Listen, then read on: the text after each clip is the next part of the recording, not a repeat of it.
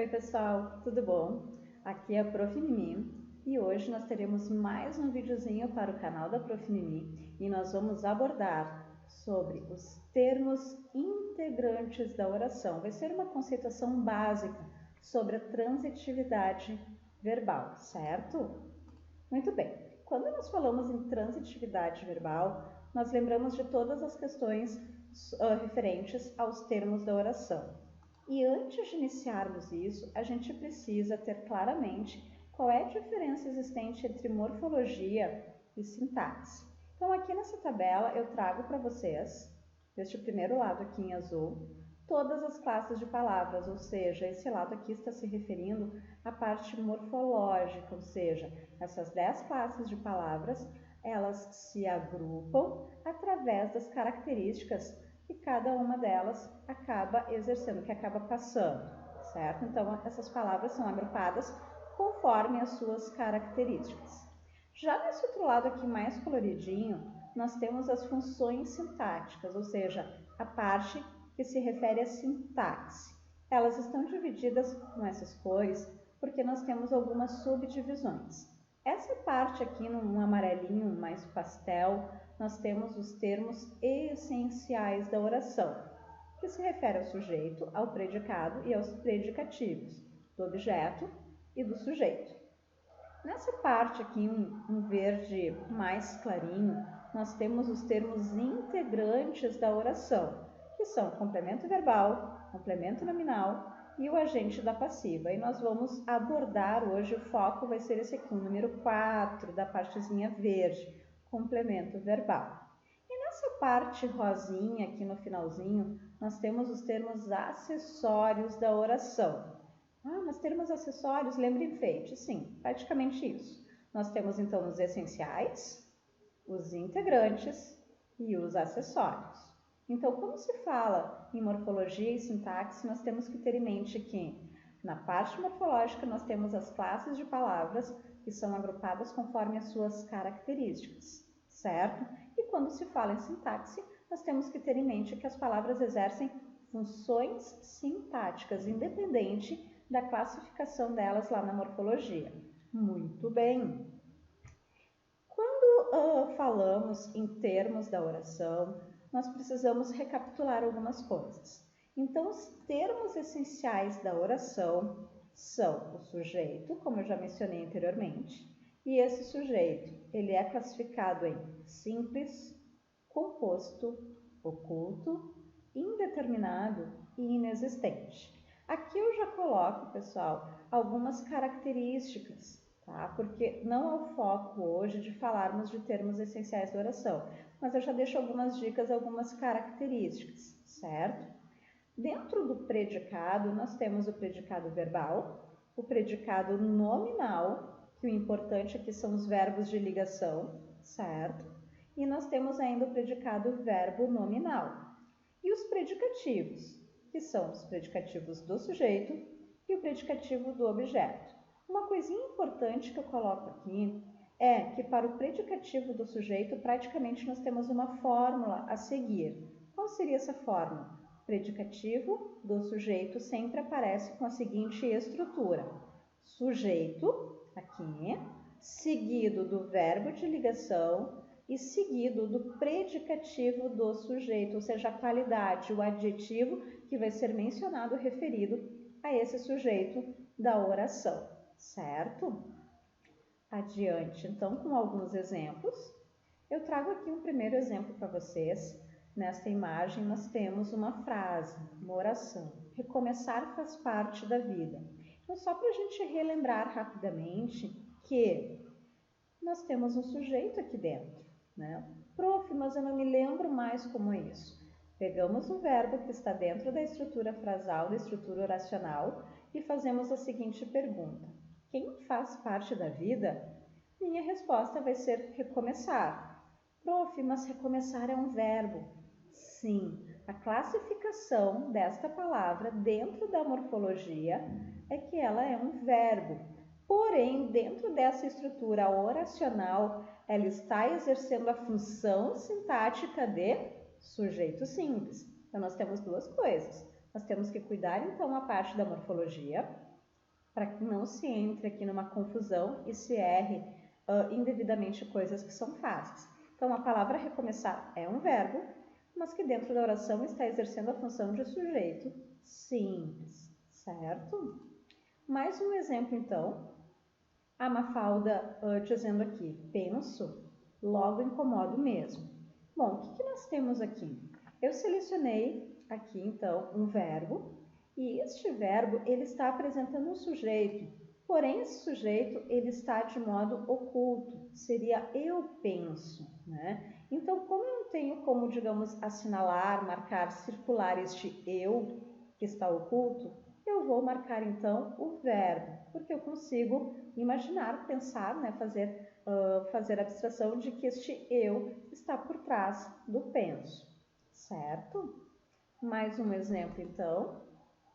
Confio muito na minha desconfiança. Novamente, então, eu tenho um sujeito que não aparece, ele está oculto, né? E eu vou assinalar aqui, então, o meu verbo, porque eu consigo imaginar, deduzir que seria eu confio. Então, este tipo de sujeito aqui é um sujeito oculto.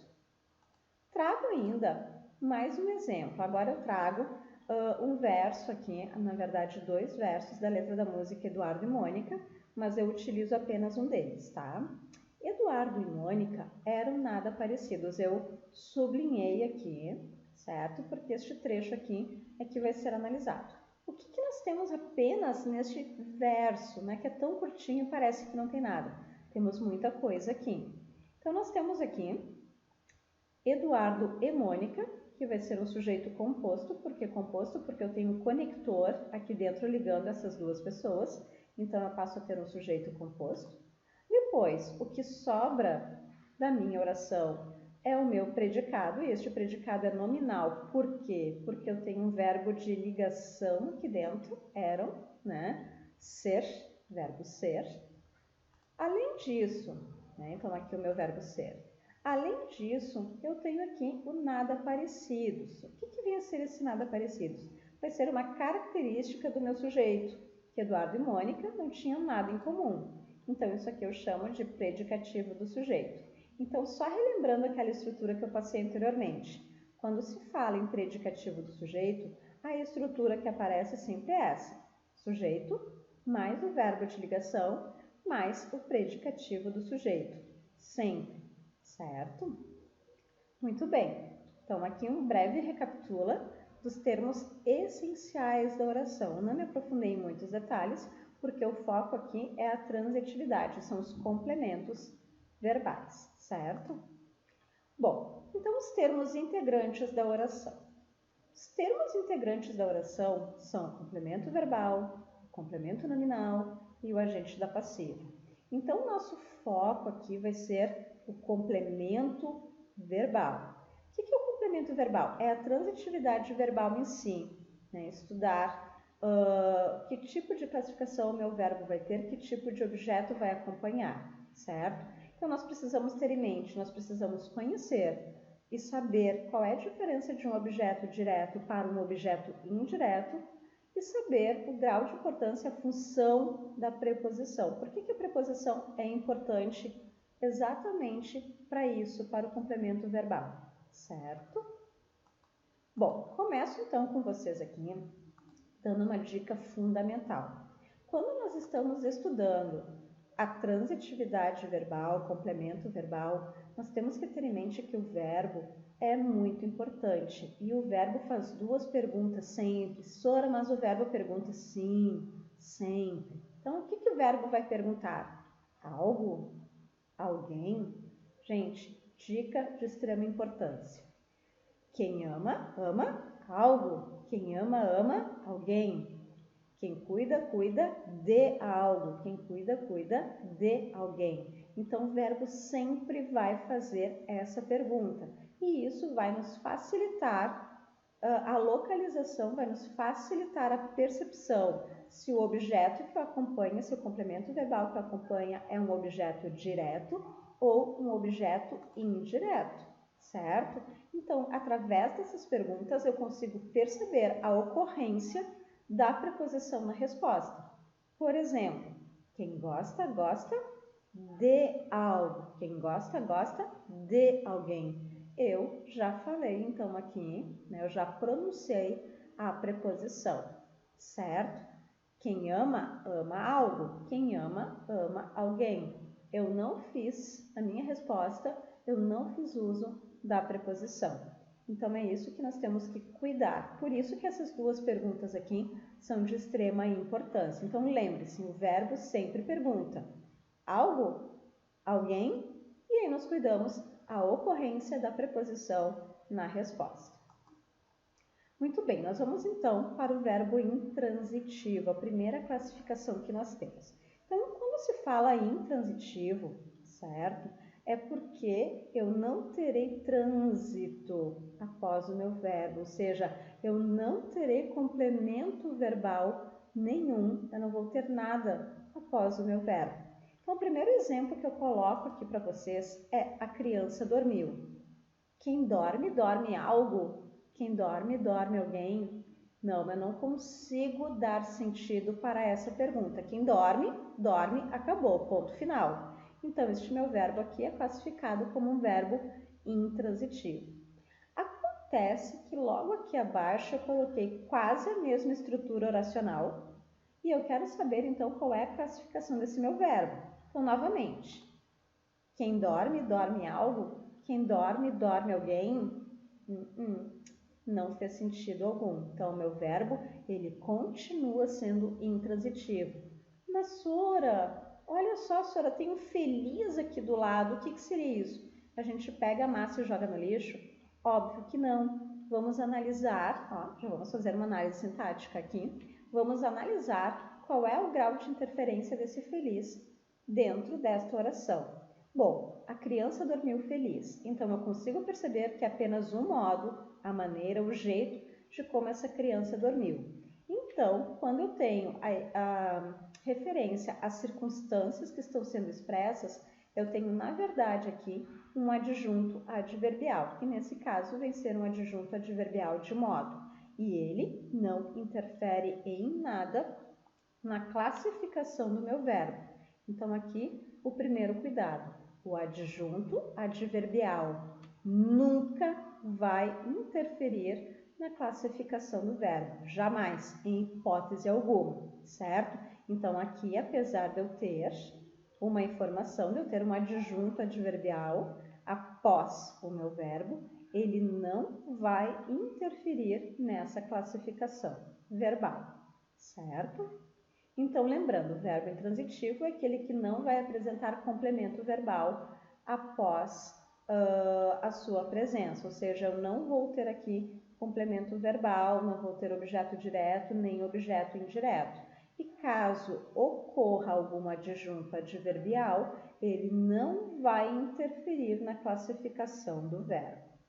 Seguindo, trago agora o verbo transitivo direto. Opa, então agora nós começamos a ter o trânsito em si. O que isso quer dizer? Que nós vamos começar a ver complementos, ou seja, coisas após o verbo, informações após o verbo. Então, o primeiro exemplo que eu trago para vocês. Rafael ama Luciano. Localizo aqui o meu verbo que é ama. Lembrando aquela pergunta que eu fiz lá atrás. Quem ama, ama algo. Quem ama, ama alguém, certo?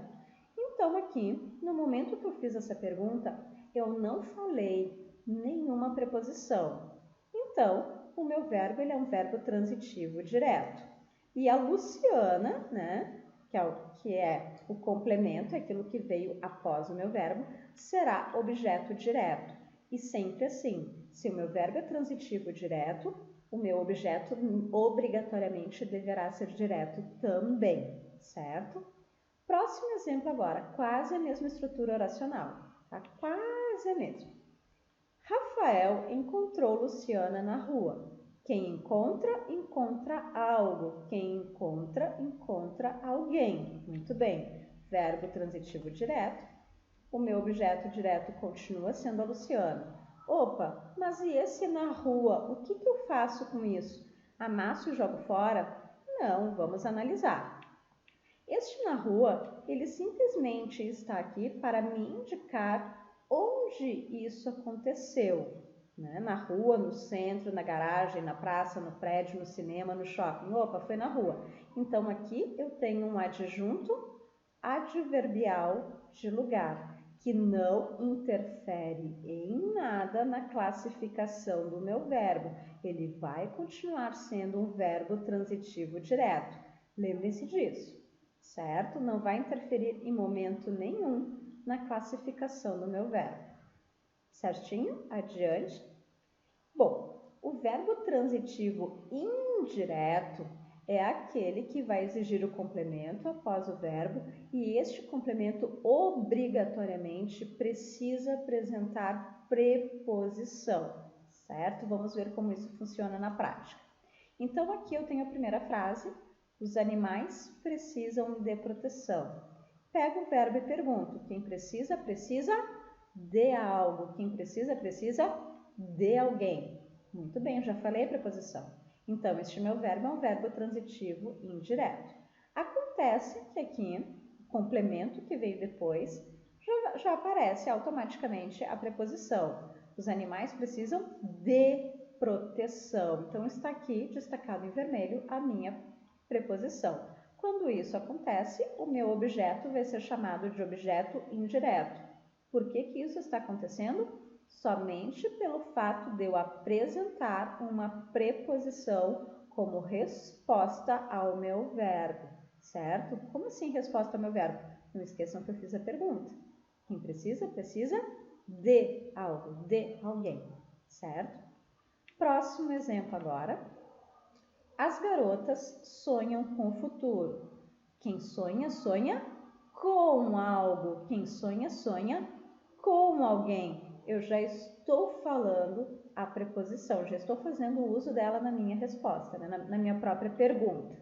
Então, este meu verbo é um verbo transitivo indireto e o meu complemento, que é aquilo que veio após o verbo, vai ser um complemento verbal, qual eu vou classificar de objeto indireto pela presença da preposição, certo? Muito bem, vamos adiante. Nós temos ainda o verbo transitivo direto e indireto, que também são chamados de verbos bitransitivos, gente.